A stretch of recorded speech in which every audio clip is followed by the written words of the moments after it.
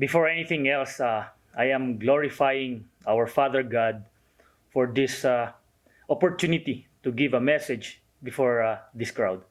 Of course, I would like to mention and express also my sincere thanks to one of my favorite instructor and my biggest rival way back 2005. Ito, hindi to alam ni Sir, and I will explain it later why I choose the word rival. And I am referring to Sir Christian Vin Partosa. Sir, maraming salamat sa invitation and for this privilege. And of course, my salute to you, sir, for organizing this remarkable event. Allow me also to greet ito one of my favorite instructor din and the best programmer I have known so far. And I am referring to Sir Lorimer Lagunero. Alam nyo, if I am to describe Sir Lorimer, tahimik lang pero napakagaling na programmer. Magandang umaga po, sir, at kumusta po kayo? And of course, sa pamunuan ng IT department and sa mga bumubuo ng JRMSU-CCS campus at sa ating mga masisigasig na mga estudyanteng nanonood ngayon, a good IT morning po sa ating lahat. Sa ating mga mahal na estudyante, hindi na ako magpapaligoy-ligoy pa. And I wanted to be straightforward on my advice that I can give you for now. Somehow makakatulong later on sa profession nyo na gusto nyong tahakin. You know, very often I have heard that every time a person gets a job, gets a promotion, being awarded and recognized, the very word always attributed to it is swerte. Napakaswerte niya, you know? As if ang nakikita lang natin is that certain person is fortunately favored by the universe. Well, if you ask me, this is my personal belief of that word called suerte or luck. Now listen, there is luck if opportunity meets preparation. Again, to emphasize, let me say it again. There is luck if opportunity meets preparation. Let me explain it further. If you are to look upon those people that are very successful in their own field, especially on the career aspect of their life, huwag na po tayo tumingin sa malayo. Tingnan nyo na lang po yung mga taong within the organization of Jose Rizal Memorial State University. They are not in that position dahil ibinigay lang sa kanila yan. The very reason that they are in that position as your professor, as your assistant dean, as your dean, as staff of that organization, it is because they had prepared for it long time ago. And because of that preparation, they qualified. That's the key of being lucky. You must be prepared. You know, yung opportunity, it comes everywhere. There are lots of it, always knocking at your door, especially when you graduate. The only question is, if that opportunity comes, are you prepared? But mind you, gentlemen and ladies, preparation is not just a simple word na mabibili lang or makukuha lang kahit saan or at instant. No, it's not. In order to be prepared, much is required from you.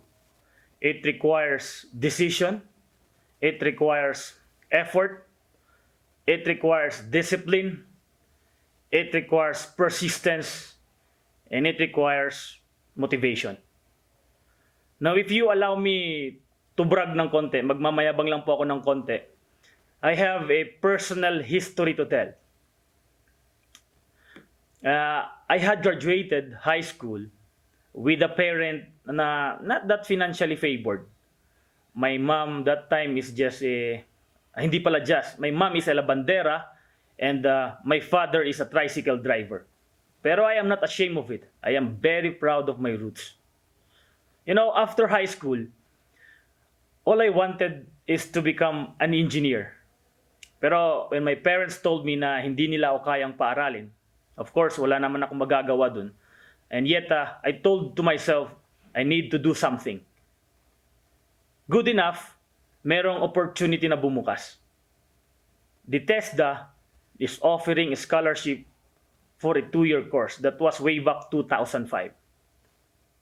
And only if we can pass this exam, we will be able to have a 2-year course. What is the next thing I did? I prepared. For the next 2 weeks until the exam day, I spent much of my time reviewing my high school subjects. Walang gala, walang barkada muna. To me, it is do or die. God is so good that He guided me all throughout of my preparation. And I passed this scholarship. And we became the pioneers of associate in computer technology. And here comes the school day. The very first day when I stepped at that university, I had fully committed that after I graduate, I need to ensure na makatrabaho ako at para matulungan ko ang parents ko at may abot man lang ako na pang-ulam namin. That's the dream, to have a work. Then I met my instructor, Sir Christian Vin. Alam niyo po, if my memory serves me right, unang taon din ni Sir doon na magturo sa JRMSU. And I can really see the enthusiasm sa sarili niya to impart knowledge. Tsaka napaka-passionate ni Sir sa mga ginagawa niya. And one thing I had admired is nung nakita naming nakuha ni Sir yung 60 words per minute when he do the typing. Natanong ko sarili ko noon pwede pala yon, kaya pala yung 60 words per minute. I was astonished. Kaya nasabi ko sa sarili ko, if I want to be good in this field, I need to acquire that skill first. Yung skill na meron si Sir, I need to acquire it. Yan ang sinabi ko sa sarili ko nun. I need to compete with Sir Vin. I want to rival with him. I need to compete with my instructor. Yun yung mindset ko nun.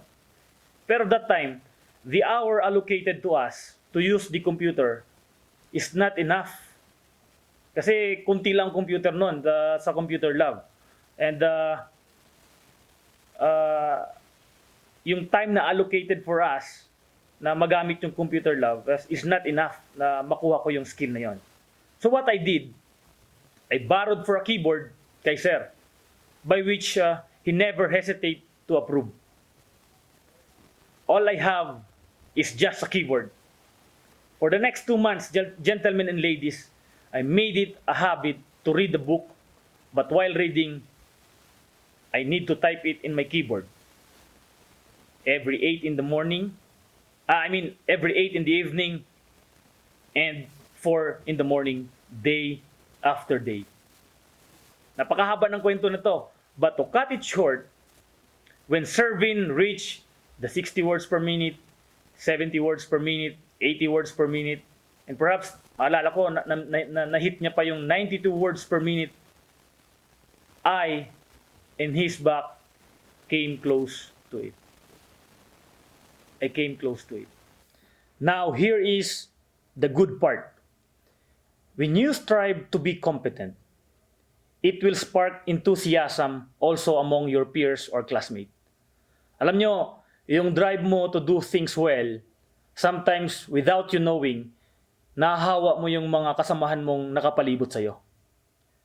When we see the passion of Sir Vin to excel, if not all, many of us wanted to compete with him. And mind you, gentlemen, it helped us a lot. The typing skill became my precursor of what I had achieved nowadays. Again, to brag, 5 kaming magkakabarkada noon, and I am glorifying God of those, because those 5 of us are now working decently. And I am quite sure, if there is one skill that help us go through with our work, one of it is our typing skill. Now, don't get me wrong about this. Achieving that skill in typing is just one thing. It is just a part of my preparation. To continue my story, months after, programming was introduced to us by Sir Lagunero. You know, ang hirap makipag-compete kay Sir Lags sa programming. Napakagaling. He mastered it and been so good at it. Pero still, I decided I want to be very good in programming.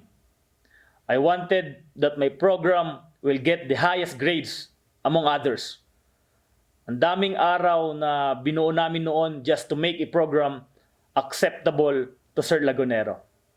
And I told myself, I will make a program not just to pass this subject and graduate, but a program na magagamit in years to come.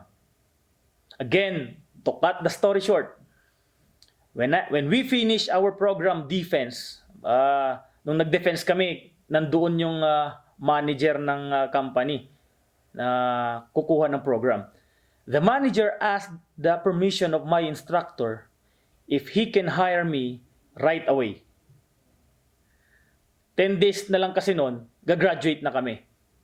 And seeing the opportunity, my instructor allowed it kasi tapos na rin halos lahat ng requirement namin to graduate. Gentlemen and ladies, I got hired and worked before graduation. I had achieved my promise to myself to get a decent job. And for the next, I think, 5 to 7 years, my program was used in that company. See? So why am I telling you this? Again, I will go back to the most important phrase that I had mentioned a while ago. Luck comes when opportunity meets preparation. Dear students, the future is bright for those who prepared. The future is bright. Sana may napulot kayo sa konting sharing na pinagkaloob nyo sa akin. Muli, I am glorifying God to all of this. Maraming salamat po for this privilege to speak and share. Maraming salamat sa invitation. I'll still have lots to tell sana. And I do hope na in some other time, we will meet and I will be able to share again. Mabuhay ang IT students. Mabuhay ang Jose Rizal Memorial State University, Siocon Campus.